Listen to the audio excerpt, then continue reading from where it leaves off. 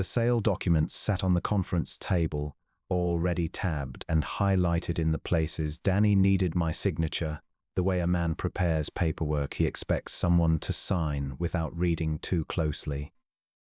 All you need to do is sign the retirement transfer ad, Danny said, sliding the folder toward me across the same table I'd bought secondhand 22 years ago, back when Holt Freight operated out of a single rented bay with one truck and a lot of hope. It's a formality. We'll handle everything else. My hand trembled slightly, reaching for the pen. The tremor had gotten a little worse over the past few weeks. One of the small, unwelcome signatures of the diagnosis I'd received 4 months earlier. I noticed Danny's eyes flick toward my hand, then away, quickly, the particular look of a man who's already decided how to interpret what he's seeing. Melissa sat beside him, her expression carefully neutral, the kind of neutral that takes effort to maintain. "This is just about the bank loan structure, right?" I asked, keeping my voice even. "Making the management chain clear for the lender?" "Exactly," Danny said, a half second too quickly. "Nothing changes day to day. You'll still be around, still involved. This is just paperwork." I looked down at the documents in front of me, pages of legal language I'd once have read through carefully myself, back when my hands were steadier and my trust in this particular reading of the situation hadn't yet been complicated by 3 months of quiet observations I hadn't mentioned to anyone. I set the pen down without signing. "Before I sign anything," I said, "I want to show you both something." I reached into my jacket pocket and withdrew a folded, yellowed document, its creases soft with age, the kind of paper that had clearly been handled and preserved far more carefully than anything currently sitting on that conference table. Danny's expression shifted, uncertainty crossing his face for the first time since we'd sat down. "What is that?" he asked. I set it on the table beside the sale documents, my trembling hand steadier than it had been all morning. "This," I said quietly, "is the founding agreement for this company. The one I signed 25 years ago, the same week I mortgaged our house to keep the doors open. I think it's time you both understood exactly what it says. If you found this story tonight, I'm glad you did. Leave a comment below and tell me where you're watching from. It helps more than you'd think to know real people are on the other end of this." A brief note before I continue: this story blends fiction with purpose, crafted for entertainment and the lessons worth carrying home. Names and details are coincidental. What you take away from it, though, is entirely yours to keep. I want to tell you something before I tell you everything else. There's a version of what happened in that conference room Danny probably tells people, if he tells it at all. In his version, I imagine, he's a son trying to secure his family's future against the uncertainty of his father's declining health, making the hard, practical decisions I was no longer capable of making myself. I understand why that version might feel true to him, or at least necessary. Fear has a way of dressing itself up as responsibility.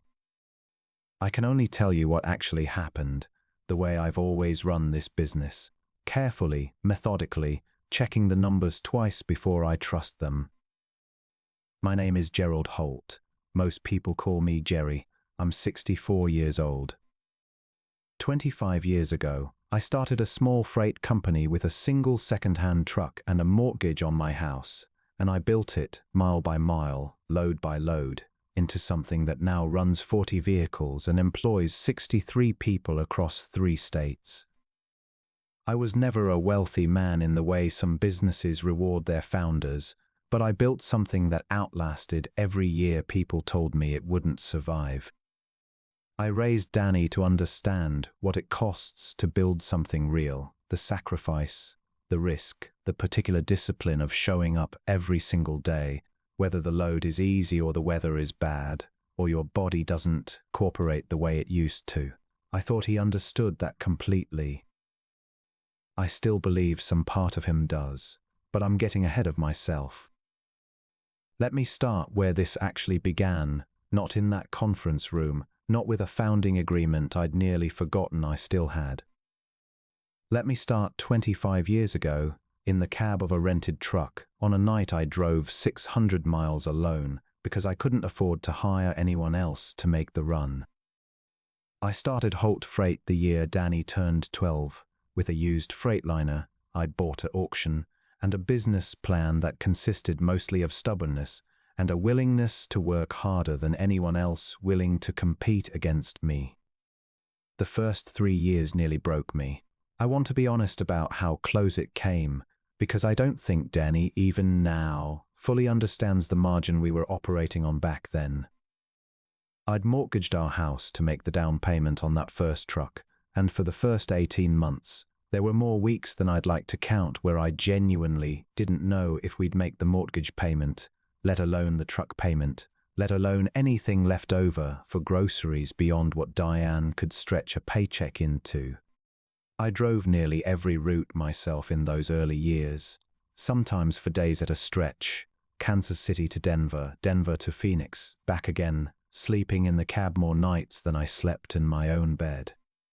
Diane worked a second job at a diner 3 nights a week to help cover the gap, and between the two of us, we managed, barely, to keep Danny fed, clothed, and enrolled in school without him ever knowing exactly how thin the margin actually was. I remember one night specifically, driving through a Kansas ice storm at 2 in the morning because a client's shipment absolutely had to arrive on schedule or we'd lose the contract that was, at the time, keeping the entire company afloat. I remember gripping the wheel with hands that ached from 12 straight hours of driving, thinking about Danny asleep at home, thinking that whatever this cost me physically, it was worth it if it meant he never had to drop out of school to help support the family the way 2 of his own classmates had that same year. He didn't have to. That's the part I've always been proudest of, quietly, without ever needing him to know the specifics of what it cost to make that true. Danny finished high school, went on to business school on a partial scholarship. I helped supplement with company profits once we'd finally stabilized, and came back to Holt Freight at 24 with an education and a set of skills I'd never had the luxury of developing myself. I handed him more and more responsibility over the following years, proud of what he was building on top of the foundation I'd nearly killed myself laying down. By the time he turned 30, he was running day-to-day operations almost entirely, and I'd settled comfortably into a mostly advisory role, trusting him completely with the company that had cost me, in more ways than one, nearly everything I had to give.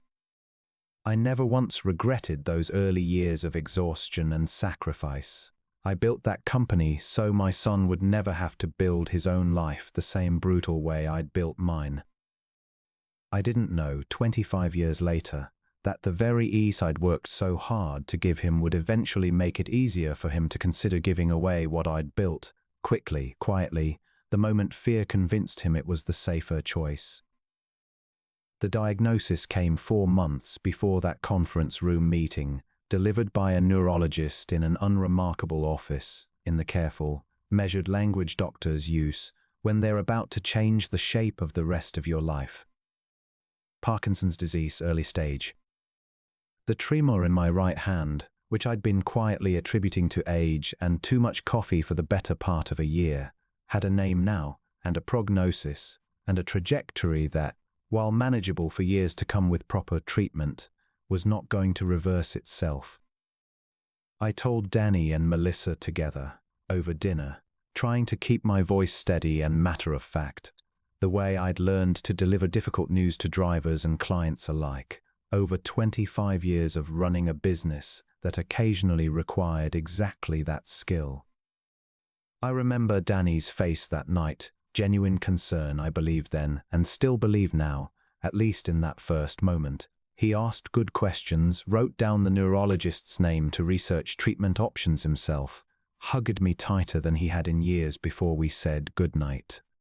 What I didn't fully appreciate at the time was how differently That same information would settle into his mind over the following weeks. Once the initial shock wore off and something else, quieter and more anxious, began to take its place. He started coming to me less with decisions and more with decisions already made, framed as considerations rather than genuine questions. "I think we should streamline the management structure," he'd say. "Just to make things cleaner going forward." I agreed, mostly, believing it made sense given the diagnosis, believing my son was simply preparing responsibly for a future where I might not be able to contribute as actively as I once had. Melissa took on more of the financial oversight around the same time, something I also accepted without much resistance. I'd never been particularly strong with the accounting side of things myself, always more comfortable behind the wheel or on the loading dock than behind a spreadsheet, and it seemed reasonable that she'd step more fully into a role she was, admittedly, quite good at. I want to be fair to both of them even now. I don't believe either of them set out, from the very beginning, intending to take something from me. I believe fear did what fear often does in situations like this. It convinced two people who loved me that moving quickly, deciding things on my behalf, was an act of care rather than what it eventually, unmistakably, became. I didn't understand that shift fully until the day Ruth quietly closed my office door behind her and told me something I hadn't expected to hear.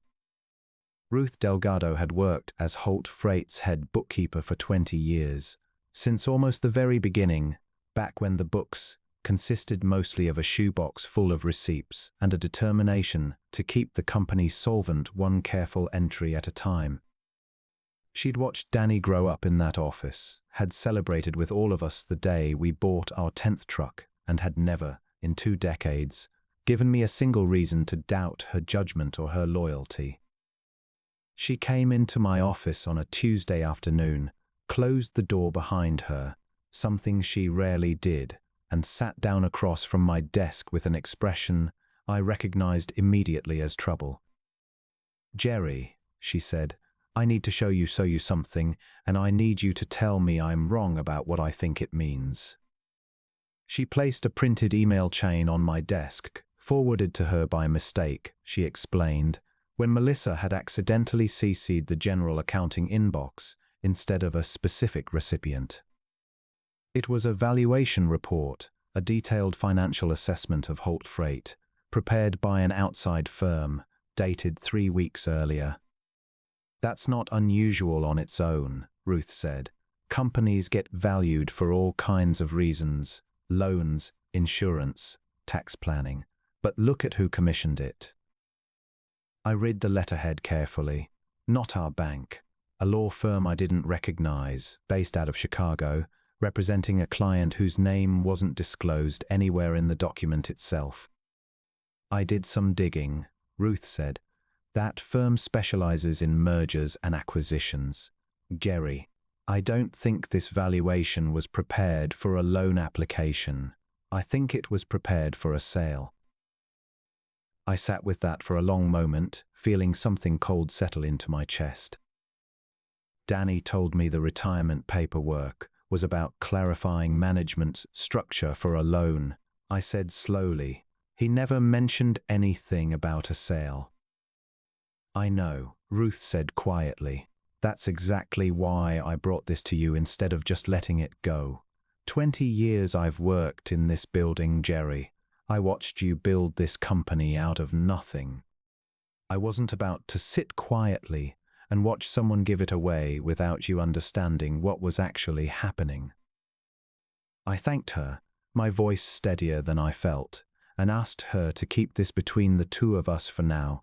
I needed time to understand the full shape of what I was looking at before I said anything to Danny. That evening, I sat alone in my kitchen with the valuation report spread out in front of me, my hands trembling slightly, whether from the disease or from something closer to grief. I honestly couldn't tell anymore. I needed to know who was on the other side of that unnamed client line. I had a feeling, growing stronger the longer I sat with it, that the answer was going to complicate everything even further. Before I go any further, let me pause here for a moment. If you're still with me, drop a comment below and let me know. Tell me where you're watching from tonight. It helps more than you'd think to know there are real people listening on the other end of this. A quick reminder, this story blends fictional elements into its storytelling, crafted for reflection as much as entertainment. If it isn't for you, this is a good place to step away, no hard feelings at all. But if you're staying, what I found out next is the part that changed everything I understood about what was actually happening to my company. It took me nearly 2 weeks to trace the identity of the anonymous buyer, working carefully, quietly, through a contact at my own bank who owed me a favor from years back, and a public records search Ruth helped me navigate one evening after the office had emptied out. The client behind that valuation report was Reyes Logistics, a mid-sized regional freight company based 2 states over, one I recognized immediately, though not at first for reasons that had anything to do with business. Reyes Logistics was founded and run by Marcus Reyes. I hadn't spoken to Marcus in 15 years, not since the day I'd let him go from Holt Freight over a shipment discrepancy that, I would learn much later, hadn't actually been his fault at all. A dispatcher I'd trusted completely at the time had made an error and, under pressure, let Marcus take the blame rather than admit her own mistake. By the time the truth surfaced, months later, Marcus had already left the industry entirely, disillusioned, and I'd never made the effort to track him down and make it right. I remembered him as one of the best drivers I'd ever employed, careful, punctual, meticulous with his logs in a way that should have made the accusation against him obviously implausible if I'd looked more closely before acting. Learning that Reyes Logistics, now apparently a serious enough competitor to be quietly acquiring companies like mine, was the very company Danny had been secretly negotiating with, sent a strange, complicated wave of feeling through me, guilt over how I'd once treated Marcus, and a sharper, more immediate anxiety about what this negotiation actually meant for the company I'd spent 25 years building. I made a decision that evening that surprised even myself. Instead of confronting Danny first, I decided to reach out to Marcus directly. I found a contact number through Reyes Logistics' public website and called it myself, my hands trembling slightly as I dialed, uncertain whether I was about to be met with anger, indifference, or something else entirely after 15 years of silence I'd never properly addressed. Marcus answered on the 3rd ring. "Gerald Holt," he said, and I could hear, even in those 2 words, that he recognized my voice immediately after all these years. "I wondered if I'd ever hear from you again." Marcus and I met the following week at a diner halfway between our 2 companies, a neutral location neither of us had any particular history with, which felt right, somehow, for a conversation that needed to start fresh rather than carrying the weight of everything unresolved between us. He looked older, obviously, 15 years having passed for both of us. He still carried the same careful, attentive presence I remembered from the years he'd driven for me. "I owe you an apology," I said, before he could say anything at all. "I let you go over something that wasn't your fault, and I never once, in 15 years, made the effort to find out the truth and make it right with you." Marcus was quiet for a moment, studying me across the table. "I appreciate you saying that, Gerald. I do. I spent a long time angry about it, if I'm honest. But I built something good out of what happened. I don't know if I'd have started Reyes Logistics if you hadn't let go that day. So I've made my peace with it, mostly." We talked for a while about the years in between, his company, my company, the industry we'd both spent our lives in. Eventually, carefully, I brought up the reason I'd actually called. "I understand your firm has been in negotiations to acquire Holt Freight," I said. "I need to understand what you know about that deal." Marcus's expression shifted immediately, something uncomfortable crossing his face. "Gerald," he said slowly. I didn't know it was your company until just now, sitting here with you. My acquisitions team has been in preliminary talks with a Danny Holt for the past 2 months. He told our team he had full authority to negotiate on behalf of Holt Freight's ownership. He doesn't, I said. Not entirely. Not without my signature. Marcus sat back, visibly processing what I'd just told him. I want to be straight with you, he said. The number my team has been discussing with your son is significantly below what our own valuation team estimated the company is actually worth. I assumed, at the time, that meant the seller was simply motivated to move quickly. Now I'm wondering if it means he was negotiating without full knowledge of the company's actual value, or possibly without full authority to be negotiating at all. I felt something settle heavily in my chest, confirmation of a fear I'd been carrying since Ruth first showed me that valuation report. Marcus, I said, I'm going to ask you for something, and I understand if you say no given everything between us. I need you to help me stop this deal from closing until I understand exactly what's actually going on with my own company. Marcus didn't hesitate as long as I expected him to. Gerald, he said, you gave me my start in this industry, even if it ended badly. I'm not interested in acquiring a company through a deal that isn't fair to the man who built it, family or not. Tell me what you need. I drove to Carla Jensen's office the next morning, a small law practice I hadn't visited in nearly a decade, though Carla herself had been the one to draft the original founding documents for Holt Freight 25 years earlier, back when I was a nervous 39-year-old trying to make sure a single bad decision couldn't accidentally cost me everything I was about to risk. Carla had aged gracefully into a slower, more selective practice. But she remembered me immediately, and remembered, with the particular precision of a good attorney, exactly what we'd built into those founding documents all those years ago. You were unusually cautious for a first-time business owner, she told me, pulling the original file from an archive box in her back office. Most people in your position just wanted the paperwork done quickly. You asked me, specifically, to build in protections that would survive even if you eventually stepped back from daily operations. I remembered that conversation now, dimly, from 25 years earlier, a younger version of myself, having just watched 2 other small trucking companies in the region collapse, after their founders retired and left control entirely to family members who made decisions the original owners would never have agreed to. Carla found the relevant clause and read it aloud carefully.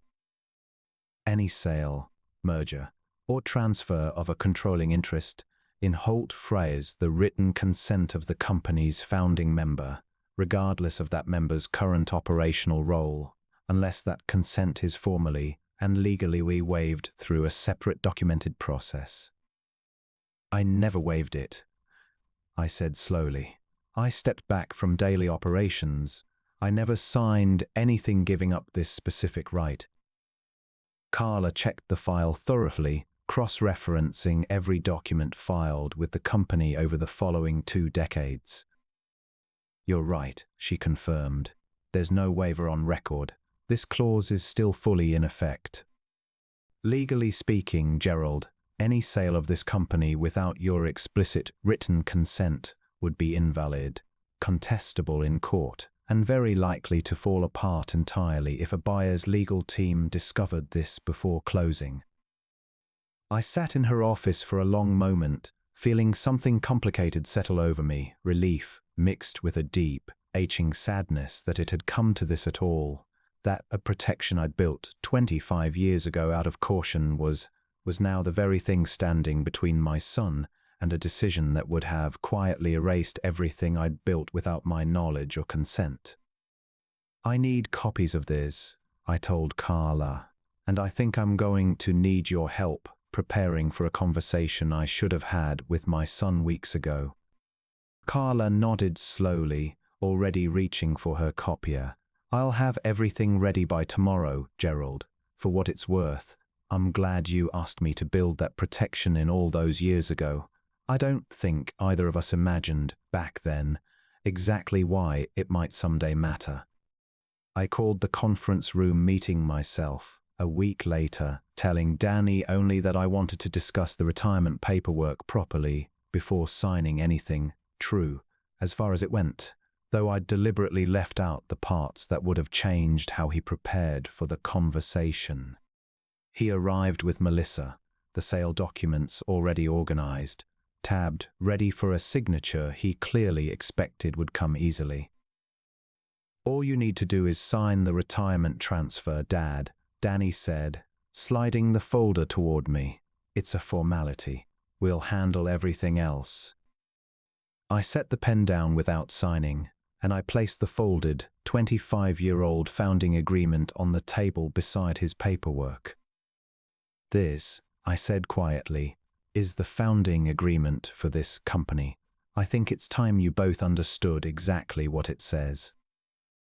I read the relevant clause aloud, watching Danny's expression shift from confusion to a slow, dawning understanding of exactly what I'd discovered. Dad, he started, I can explain. I know you can, I said. But before you do, I think there's someone else who should be part of this conversation. I nodded toward the door, and Marcus Reyes walked in, exactly as we'd arranged the previous week. Danny's face went pale, recognition and horror arriving almost simultaneously. Marcus Reyes, I said, runs Reyes Logistics, the company you've been negotiating with for the past 2 months, Danny, telling their acquisitions team you had full authority to sell this business. I didn't know it was your company, Marcus said, addressing Danny directly, his voice measured but firm. I found out 3 days ago, sitting across from your father in a diner. I want to be clear about something. Since we're all in this room together, the number your team offered us was well below what Holt Freight is actually worth. I don't know if that was intentional or simply a sign you were moving faster than you should have been. Melissa's hand had gone to her mouth, her composure finally cracking under the weight of everything unfolding in front of her. Danny, I said, my voice steady despite the tremor in my hand, you told me this paperwork was about clarifying management's structure for a loan. Instead, you were negotiating to sell this company out from under me, for less than it's worth, without my knowledge or my consent. The room went very quiet, the only sound the faint hum of the air conditioning and the particular silence of a truth finally sitting in the open air, where no one could pretend not to see it anymore. Danny sat very still for a long moment, staring at the founding agreement on the table, and when he finally spoke, his voice had lost all the confident, managerial polish it usually carried. I was scared, Dad, he said. I've been scared for months. The doctor said Parkinson's, and all I could think about was as every worst-case scenario, you not being able to work, medical bills piling up, the company falling apart without you here to guide it the way you always have. I panicked. I told myself if I could just secure something certain, some guaranteed amount of money, our family would be protected no matter what happened with your health. So you decided to sell my company without telling me, I said quietly, instead of just telling me you were scared. I didn't want you to see me as weak, he said, his voice cracking now. You built this whole thing from nothing, working yourself half to death so I'd never have to struggle the way you did. I felt like admitting I was terrified, admitting I didn't know how to handle running this place. If something happened to you, would have felt like telling you I wasn't worthy of everything you sacrificed to give me. Melissa spoke up then, her own voice unsteady. I pushed for it too, Gary. I'm not going to let Danny take all the blame. We have 2 kids in private school, a mortgage that got more expensive when rates went up last year. When the acquisition offer came in, it felt like a way to guarantee our family's stability, No matter what happened with your health going forward, I told myself we were protecting everyone. I didn't let myself think hard enough about what we were actually taking from you. I looked at my son, 37 years old, unraveling in front of Marcus and Melissa and me, finally saying out loud the fear he'd been carrying silently for months. "Danny," I said, my hand trembling slightly on the table, though my voice remained steady, "this tremor doesn't mean I'm disappearing tomorrow. It means I need help sometimes and eventually more help than I need right now. That's not the same thing as needing you to take this company away from me while I'm still standing right here, capable of being part of the decision." Marcus, quiet until now, spoke gently into the silence that followed. "For what it's worth, Danny, the fact that you were scared enough to make a mistake like this doesn't make you a bad son. It makes you human. But your father deserved the chance to be scared alongside you, instead of finding out about all of it after the fact." Danny's shoulders shook, the particular unraveling of a man who has finally run out of the energy it takes to keep pretending a decision made from fear was actually made from wisdom. Before I go on, let me pause here for a moment. If this story has reached you tonight, drop a comment below and tell me, has fear about someone's illness ever made you or someone you love make a decision you later regretted?